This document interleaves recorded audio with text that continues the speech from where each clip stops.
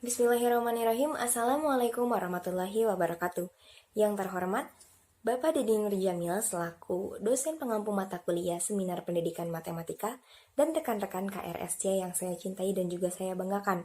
Marilah kita panjatkan puji dan syukur kehadirat Allah Subhanahu wa taala atas berkat dan rahmatnya saya bisa berdiri di sini untuk memaparkan makalah yang saya buat. Perkenalkan, nama saya Agnia Dia Afifa, NPM 172151064, kelas Seminar Pendidikan Matematika KRSC. Di sini saya akan memaparkan makalah yang berjudul Kemampuan Berpikir Matematis Ditinjau dari Gaya Belajar.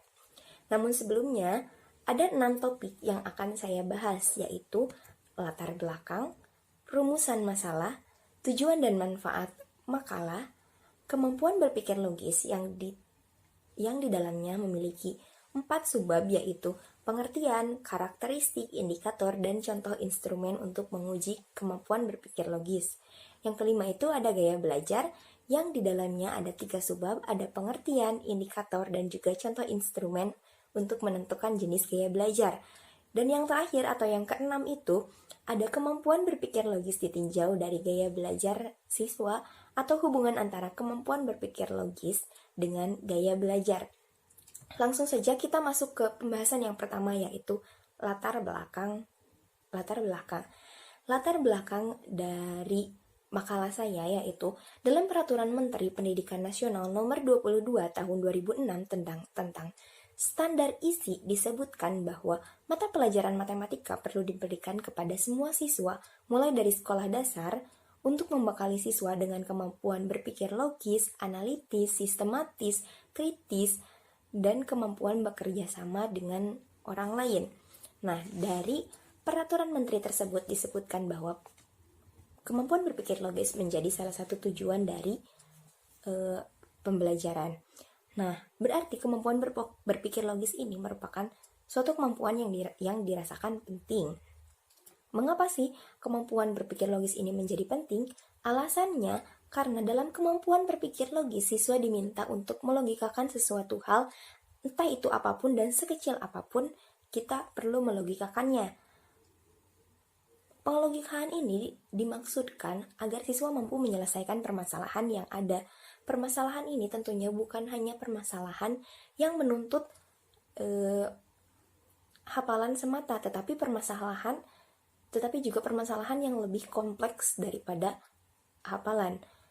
Nah, diharapkan dari kebiasaan menyelesaikan permasalahan kompleks ini, ketika siswa telah lulus dari sekolah, dia bisa menyelesaikan permasalahan yang ada dalam kehidupan sehari-harinya. Hal ini sesuai dengan hasil penelitian Saad Saragi dari Universitas Medan yang menyatakan bahwa pembelajaran bermakna diharapkan dapat meningkatkan kemampuan berpikir logis siswa dan memberikan sikap positif terhadap matematika yang sangat jarang dilakukan. Mengapa? Karena pada pembelajaran konvensional biasanya siswa hanya diminta untuk menghafalkan apa saja materi yang telah diajarkan. Akibatnya, beberapa hasil penelitian menyatakan bahwa kemampuan berpikir matematis di Indonesia itu masih rendah atau di bawah yang diharapkan. Nah, salah satu cara untuk meningkatkan kemampuan atau prestasi belajar tersebut adalah dengan meningkatkan kemampuan berpikir logis. Cara yang dapat dilakukan adalah dengan belajar sesuai dengan gaya belajar yang dimiliki oleh siswa. Hal ini atau cara ini dapat disebut cukup efektif sesuai dengan penelitian oleh Arlene Lucipire, Uda Geradus, dan Joshua Baer dari Pascasarjana Universitas Nusa Cendana yang menghasilkan kesimpulan bahwa terdapat peningkatan prestasi belajar apabila siswa belajar sesuai dengan gaya belajarnya, baik itu visual, audiotorial, ataupun kinestetik. Namun sayangnya masih banyak orang yang tidak mengetahui jenis gaya belajar yang dimiliki oleh dirinya.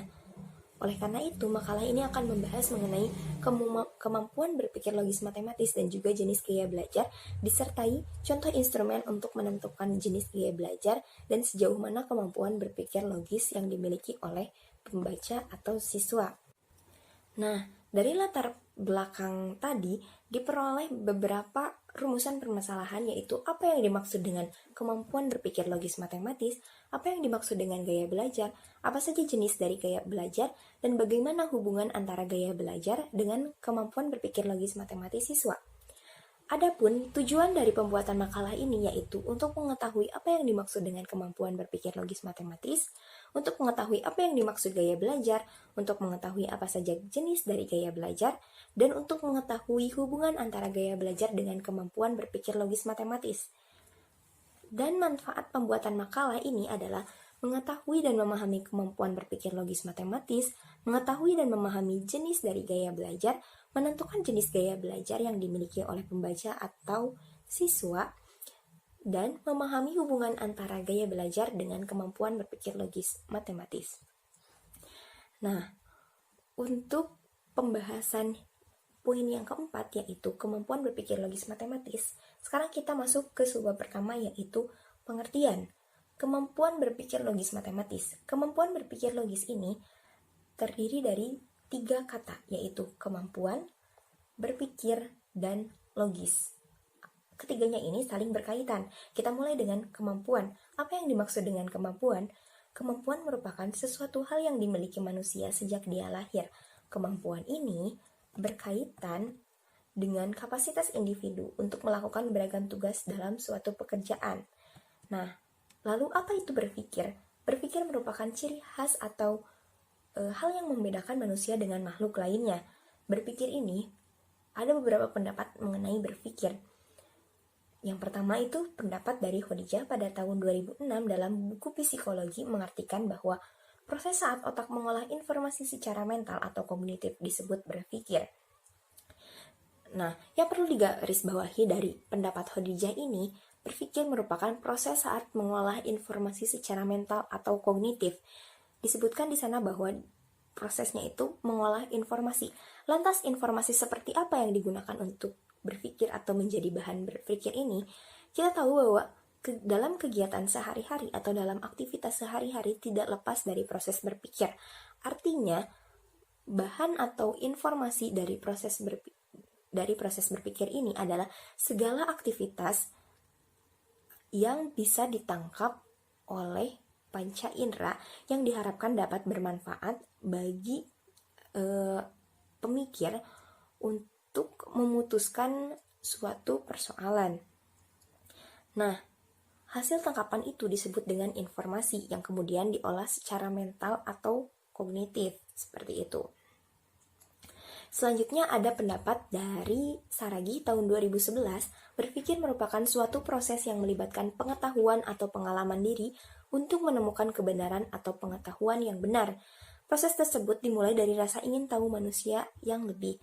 Nah, dari rasa ingin tahu tersebut, otak akan mengolah dan mengambil informasi-informasi yang ada. Setelah itu, setelah proses pengolahan tersebut, otak akan memunculkan kemungkinan-kemungkinan dari jawaban persoalan yang ada atau sesuatu hal yang ada tersebut. Nah, otak akan mengambil salah satu kemungkinan yang dirasa benar oleh dirinya. Sehingga pada saat proses berpikir ini diharapkan setiap manusia itu bisa berkomunikasi dengan yang lainnya atau berdiskusi dengan lainnya. Mengapa? Agar saat pengambilan keputusan tidak terjadi kesalahan. Dari kedua pendapat tersebut, dapat disimpulkan bahwa berpikir adalah proses mengolah informasi yang diterima secara mental untuk mencari kebenaran atau pengetahuan yang benar. Nah, dari proses berpikir ini tentu saja harus selalu berdasarkan logika. Pemikiran berdasarkan logika inilah yang dimaksud dengan berpikir logis, seperti itu. Nah, lantas apa yang dimaksud dengan kemampuan berpikir logis matematis? Nah, menurut Surya Sumantri tahun 1990 dalam jurnal Pengajaran MIPA volume 13 nomor 1 mengatakan bahwa berpikir logis merupakan kapasitas seseorang untuk menemukan suatu kebenaran berdasarkan aturan dengan pola atau melogikakan sesuatu hingga seseorang tersebut paham dengan situasi yang terjadi. Nah, kemampuan ini dirasa sangat penting dimiliki setiap siswa untuk menyelesaikan persoalan matematika. Oleh karena itu, kemampuan ini perlu ditingkatkan dalam pembelajaran. Hal ini sesuai dengan pendapat Sumarmo pada tahun 1987 dalam jurnal Priyatna tahun 2003 yang menyatakan bahwa untuk meningkatkan kemampuan pemahaman matematika, siswa perlu mengembangkan kemampuan berpikir logis. Nah, perlu diperhatikan bahwa berpikir logis dengan menghafalkan atau hanya mengingat itu berbeda. Perbedaannya, menghafal hanya mengacu pada pencapaian kemampuan ingatan belaka, tetapi kemampuan berpikir logis itu lebih daripada itu. Dalam berpikir logis, untuk membiasakannya itu, biasakan setiap siswa itu berpikir apa, mengapa, bagaimana persoalan tersebut terjadi. Berarti kemampuan berpikir logis itu lebih dalam daripada menghafal, karena dia lebih kritis daripada hanya sekadar menghafal. Contohnya seperti ini, apabila kita memberikan soal kepada anak kelas 3 SD, misalkan 6 dikali 8 itu berapa isinya?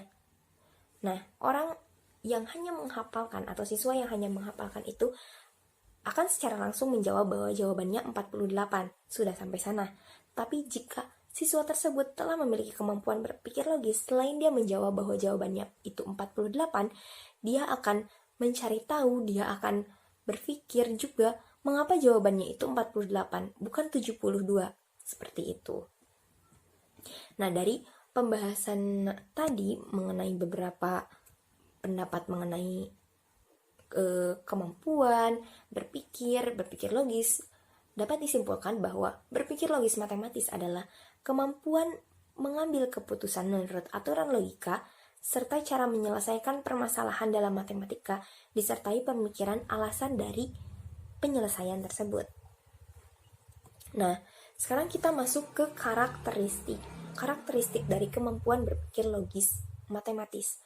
Menurut Jody dan Johnson dalam Setia di tahun 2017 tentang berpikir logis, ia mengatakan bahwa ada 4 karakteristik dari berpikir logis, yaitu klasifikasi, menghubungkan, menghitung, dan menarik kesimpulan. Klasifikasi maksudnya kemampuan siswa untuk menyebutkan semua informasi yang diketahui dan seluruh informasi yang ditanyakan. Sedangkan menghubungkan adalah kemampuan siswa untuk menghubungkan antara data yang diketahui dengan kemampuan yang dimilikinya sehingga dia mampu menyusun rencana untuk menyelesaikan permasalahan dengan tepat. Sedangkan menghitung adalah kemampuan siswa melakukan operasi hitung matematika dengan tepat sehingga memperoleh jawaban yang benar. Dan menarik kesimpulan merupakan kemampuan menarik kesimpulan dari awal hingga akhir penyelesaian. Seperti itu. Nah, sekarang kita masuk ke indikator. Apabila siswa memiliki salah satu indikator ataupun semua indikator yang disebutkan di sini, maka siswa tersebut memiliki kemampuan berpikir logis. Adapun indikatornya itu ada 5. Yang pertama ada membuat makna tentang jawaban argumen yang masuk akal. Yang kedua, membuat hubungan logis di antara konsep dan fakta yang berbeda. Yang ketiga, menduga dan menguji berdasarkan akal. Yang keempat, menyelesaikan masalah matematis secara rasional. Dan yang kelima itu, menarik kesimpulan yang jelas. Nah, di sini ada sebuah contoh soal untuk mengukur kemampuan berpikir logis matematis siswa. Lebih tepatnya untuk siswa kelas 9 dalam materi bangun ruang sisi lengkung. Untuk lebih lengkapnya bisa dilihat dari makalah dalam bab 3 contoh instrumen. Nah, di sini soalnya diketahui L sama dengan luas lingkaran dan K sama dengan keliling lingkaran. Salah satu hubungan dari keduanya adalah L sama dengan K kuadrat per 4pi. Jelaskan mengapa hal itu terjadi. Nah, alasan mengapa soal ini termasuk untuk menguji kemampuan berpikir logis karena memenuhi salah satu indikator, yaitu membuat hubungan logis di antara konsep dan fakta yang berbeda. Mengapa? Karena konsep yang ada dalam soal ini itu mengenai luas lingkaran yang dimisahkan dengan L dan keliling lingkaran yang dimisahkan dengan K. Kita tahu bahwa luas lingkaran itu VR kuadrat dan keliling lingkaran itu 2 dikali V dikalikan dengan R. Kita harus mencari atau mengotak-ngatik sedemikian rupa sehingga kita memperoleh hubungan L sama dengan K kuadrat per 4V. Ini berbeda dengan soal yang hanya menghafalkan bahwa sebutkan rumus dari luas lingkaran atau seperti itu dan semacamnya. Dan perlu diketahui soal ini merupakan soal dengan tingkatan C6. Sekarang kita masuk ke pembahasan yang kelima, yaitu mengenai gaya belajar. Kita masuk ke sub pembahasan pertama, yaitu mengenai pengertian dari gaya belajar. Nah, kita tahu bahwa kemampuan dari setiap siswa itu berbeda. Kemampuan tersebut tidak hanya dilihat dari kemampuan intelektual saja, tetapi kemampuan untuk menyerap informasi yang dia peroleh dari pembelajaran yang dia lakukan. Oleh karena itu, siswa tersebut harus mengetahui cara bagaimana pembelajaran yang dia lakukan itu bisa diserap lebih cepat, lebih efektif, dan lebih efisien. Nah, tadi disebutkan dalam proses pembelajaran setiap orang memiliki cara yang berbeda dalam menerima dan memproses informasi yang diterimanya. Menurut Brown, tahun 2000, cara inilah yang dimaksud dengan gaya belajar. Brown juga berpendapat bahwa preferensi gaya belajar merupakan salah satu gaya belajar dan mengacu pada pilihan satu situasi atau kondisi di atas preferensi yang lain. Nah, telah disebutkan bahwa kemampuan siswa dalam memahami pembelajaran itu berbeda. Oleh karena itu, mereka harus menempuh cara yang berbeda untuk bisa memahami sebuah informasi atau pelajaran yang sama. Ada siswa yang lebih senang menuliskan hal-hal yang dirasa penting dari pembelajaran tersebut. Ada siswa yang senang mendengarkan gurunya menjelaskan. Ada pula siswa yang harus terjun langsung melakukan kegiatan yang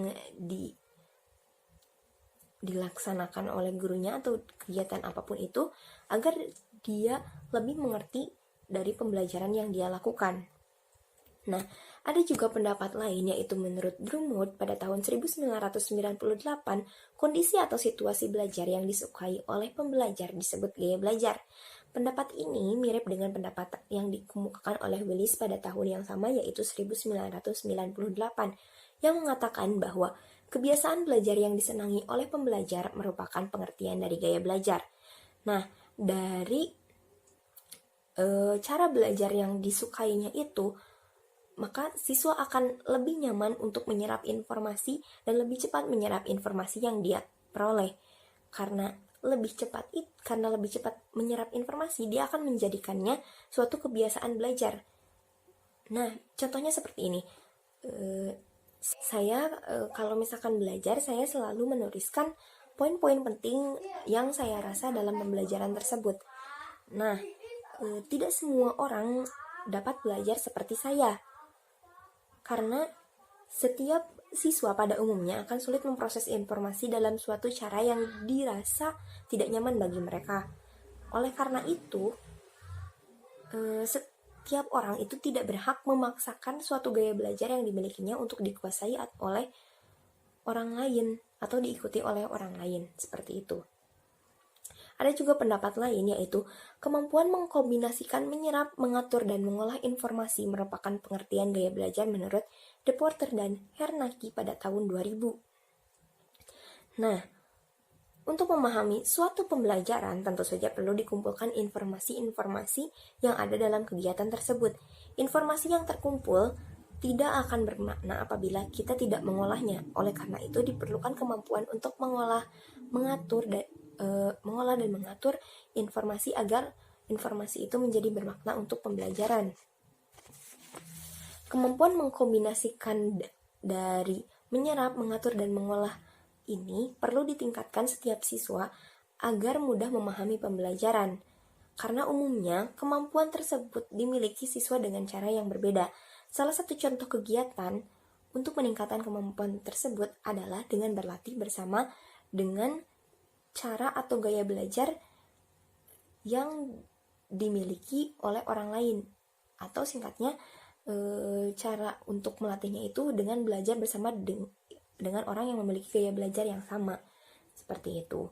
Nah, dari beberapa definisi yang telah disebutkan tadi dapat disimpulkan bahwa gaya belajar adalah cara bagaimana seseorang menyerap, menyampaikan, dan mengolah informasi sesuai dengan kondisi dan kebiasaan yang disukainya. Kita lanjut kepada subbab materi selanjutnya, yaitu mengenai jenis-jenis gaya belajar.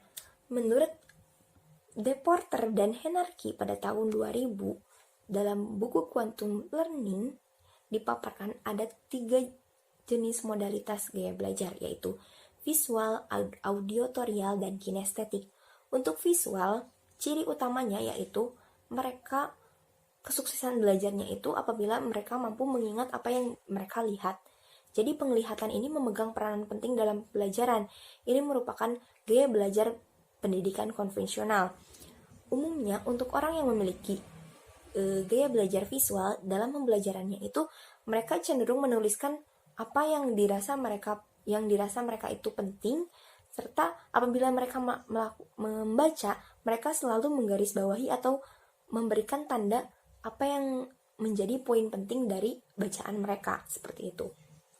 Nah, untuk jenis gaya belajar auditorial, mereka mengandalkan kesuksesan belajarnya melalui telinga. Contohnya, seseorang dengan kemampuan gaya belajar auditorial, maksud saya, dia bisa menyerap informasi meskipun hanya gurunya hanya menjelaskan materinya tanpa dia lihat. Jadi meskipun dia memejamkan matanya, tetapi gurunya menjelaskan dan dia mendengarnya, nah dia akan memahami apa materi yang disampaikan oleh gurunya, seperti itu. Nah, untuk kinestetik, orang dengan gaya belajar kinestetik, belajarnya itu melalui gerak, menyentuh, atau melakukan. Belajar paling baik dengan berinteraksi atau mengalami hal-hal di sekitarnya. Biasanya orang dengan kemampuan ini lebih suka untuk melakukan eksperimen atau melakukan uji coba seperti praktek-praktek pada biologi, kimia, atau yang lainnya, seperti itu. Nah, adapun indikator dari masing-masing gaya belajar yaitu yang pertama untuk indikator visual ada 4 poin. Ini berdasarkan penjelasan dari De Porter dan Hierarchy ya. Yang pertama itu ada lebih suka mengingat apa yang dilihat daripada apa yang didengar, menyukai banyak simbol, gambar, dan warna, lebih tertarik pada bidang seni lukis, pahat, dan gambar daripada seni musik, pembaca yang cepat dan tekun, seperti itu. Untuk auditorial, lebih senang mendengarkan daripada membaca, menggerakkan bibir atau bersuara, dapat mengulangi atau memiliki warna suara yang berbeda-beda. Contohnya seperti ini. Apabila seseorang dengan gaya belajar auditorial, dia itu dalam menghafalnya selalu dilafalkan. Dan pelafalannya itu dengan nada-nada yang berbeda. Mengapa? Contohnya ketika saya mengelafalkan lingkaran dan juga segitiga akan berbeda. Seperti ini. Lingkaran atau segitiga. Nah, dari perbedaan nada tersebut, dia akan lebih mudah menangkap atau mengingat apa yang dia ucapkan itu atau apa yang dia dengarnya. Ini berkaitan dengan indikator yang terakhir yaitu berbicara dalam irama. Seperti itu. Nah, untuk gaya belajar kinestetik itu indikatornya ada menyentuh orang atau mendapatkan perhatian mereka, senang menggunakan bahasa non-tubuh, menyukai kegiatan atau permainan yang menyibukkan secara fisik. Dan yang terakhir ada berbicara dengan perlahan. Nah, selain itu di sini ada contoh instrumen untuk menentukan jenis gaya belajar yang dimiliki oleh pembaca. Lebih lengkapnya bisa dilihat di makalahnya. Kita ambil salah satu contoh, yaitu beberapa hari setelah Anda bertemu dengan orang baru, apa yang biasanya paling Anda ingat darinya? Pilihan pertama itu wajah, yang kedua itu nama, atau perasaan Anda saat bersama orang itu meski Anda lupa nama dan wajahnya. Nah, apabila Anda memilih poin yang A, artinya Anda memiliki gaya belajar visual. Mengapa? Karena yang Anda ingat itu wajahnya. Berarti apa yang Anda ingat itu, apa yang Anda lihat, seperti itu. Ini sesuai dengan indikator visual, yaitu lebih suka mengingat apa yang dilihat daripada apa yang didengar, menyukai banyak simbol, gambar, dan warna. Wajah ini merupakan gambaran 3 dimensi dari apa yang Anda lihat, seperti itu. Apabila Anda memilih option B, nama, berarti Anda memiliki gaya belajar auditorial. Mengapa? Karena kebanyakan orang cenderung menyebutkan nama mereka. Berarti Anda mengingat apa yang Anda dengar, bukan yang Anda lihat atau gerakan yang Anda lalui bersama orang baru tersebut. Ini sesuai dengan indikator auditory, yaitu lebih senang mendengarkan daripada melihat. Mengapa? Karena yang lebih diingat itu adalah perkataannya, bukan penampilan maupun gerak-geriknya. Nah, beda halnya ketika Anda mengingat perasaan Anda bersama orang itu meski Anda lupa nama dan wajahnya. Artinya, Anda memiliki gaya belajar kinestetik. Mengapa? Karena Anda mengingat perasaan saat Anda bersama orang tersebut. Perasaan itu diperoleh ketika Anda melakukan gerak-gerik bersama orang tersebut. Berarti apa yang Anda ingat itu adalah saat-saat ketika Anda melakukan aktivitas bersama orang tersebut. Ini berarti sesuai dengan indikator kinestetik, yaitu menyukai kegiatan atau permainan yang menyibukkan secara fisik. Nah, untuk mengukur gaya belajar tersebut, Anda bisa lakukan lebih lengkapnya ada di makalah sesuai dengan langkah-langkah yang telah disebutkan di makalah. Nah, sekarang kita masuk ke pembahasan yang terakhir atau yang keenam, yaitu kemampuan berpikir logis matematis ditinjau dari gaya belajar. Untuk mengetahui hubungan antara gaya belajar dengan kemampuan berpikir logis matematis, terlebih dahulu perlu dilakukan pengklasifikasian menurut gaya belajar. Setelah itu, tempatkan siswa sesuai dengan kelompok gaya belajarnya. Misalkan visual dengan visual, audiotorial dikumpulkan dengan audiotorial, kinestetik dikumpulkan dengan kinestetik. Selanjutnya, ada 3 hal yang dapat ditentukan dari hasil pengklasifikasian tersebut. Yang pertama, menentukan jenis gaya belajar mana yang memiliki kemampuan berpikir logis matematis tertinggi. Caranya, setelah dilakukan pengklasifikasian tadi, setiap siswa diberikan soal untuk menguji kemampuan berpikir logis matematis. Setelah itu, carilah rata-rata dari setiap kelompok gaya belajar. Lalu, bandingkan kelompok manakah yang memiliki gaya belajar tertinggi. Yang kedua, melihat peningkatan kemampuan berpikir logis matematis setelah siswa belajar sesuai dengan gaya belajarnya masing-masing. Caranya, setelah siswa diklasifikasikan tadi, diberikan pretest berupa soal untuk mengukur kemampuan berpikir logis matematis siswa. Setelah itu, dihitung rata-ratanya di setiap kelompok. Nah, setelahnya, lakukan pembelajaran sesuai dengan gaya belajarnya masing-masing. Contohnya seperti audiotorial yang mengandalkan pendengaran, maka setiap pembelajarannya itu diutamakan lebih banyak untuk mereka untuk mendengar penjelasan dari gurunya, misalkan seperti itu. Nah, setelah dilakukan pembelajaran tadi, lalu diberikan kembali soal untuk mengukur kemampuan berpikir logis dan dicari kembali rata-ratanya. Setelah itu bandingkan rata-rata sebelum dan juga rata-rata sesudah, apakah terdapat peningkatan atau tidak. Lakukan uji coba menggunakan statistik untuk melihat perubahan apakah rata-rata sebelum diterapkan pembelajaran sesuai dengan gaya belajar sama dengan setelah diterapkan pembelajaran sesuai dengan gaya belajar. Untuk memastikan hasil keputusan dari uji statistiknya, dapat dilakukan perbandingan rata-rata yang diperoleh dari sebelum dan sesudah diterapkan pembelajaran sesuai gaya belajar. Nah, yang ketiga itu, mengetahui sejauh mana kemampuan berpikir logis matematis dari setiap gaya belajar. Cara untuk menentukannya perlu diambil satu sampel dari masing-masing gaya belajar. Sampel tersebut harus mampu merepresentasikan kemampuan dari masing-masing jenis gaya belajar. Setelah itu, lakukan pengujian menggunakan instrumen yang telah disediakan. Lakukan analisis pada setiap hasil pengujian dengan melihat jawaban dari masing-masing sampel gaya belajar. Lihat sejauh mana sampel mampu menjawab soal dengan tepat sesuai dengan pedoman penskoran yang ada, dan soal mana saja yang berhasil terjawab. Lihatlah lampiran kisi-kisi soal, lalu sinkronkan soal dengan kisi-kisi. Setiap soal memiliki indikator yang berbeda, oleh karena itu bisa dilihat indikator apa saja yang telah dicapai oleh masing-masing sampel. Nah, untuk contohnya itu, ada contoh penelitian analisis kemampuan berpikir logis matematis siswa SMP kelas 8 dalam memecahkan matematika ditinjau dari gaya belajar oleh Desi Melatul Fitriah Nonik Indrawatiningsih, dan Miftahul Khoiri.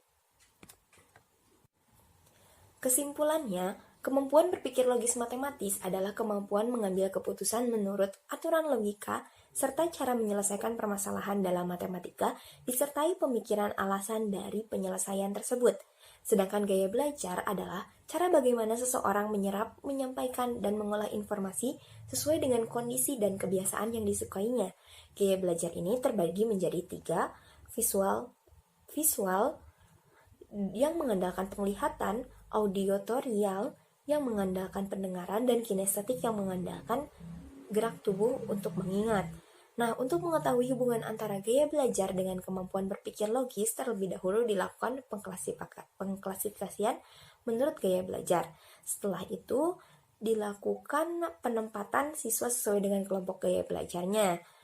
Nah, ada tiga hal yang dapat ditentukan dari pengklasifikasian, yaitu menentukan jenis gaya belajar mana yang memiliki kemampuan berpikir logis matematis tertinggi, atau melihat peningkatan kemampuan berpikir logis matematis setelah siswa belajar sesuai dengan gaya belajarnya masing-masing, atau pula mengetahui sejauh mana kemampuan berpikir logis matematis dari setiap jenis gaya belajar.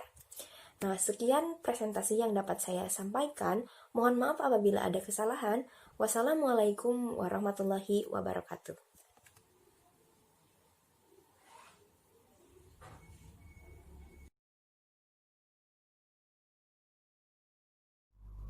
Nah, ini merupakan contoh untuk mengetahui sejauh mana kemampuan berpikir logis matematis dari setiap jenis gaya belajar. Nah, dalam contoh ini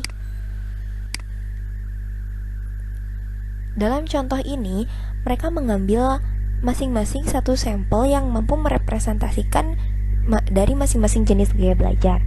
Setelah itu, mereka menganalisis setiap sampel dari masing-masing gaya belajar dan mengukur sejauh mana tahapan yang telah dilewati dari setiap masing-masing jenis gaya belajar. Karena penelitian ini merupakan menggunakan metode kualitatif, mereka menginterpretasikan hasil analisisnya. Ini hasilnya bisa dibaca, dan mereka memperoleh kesimpulan bahwa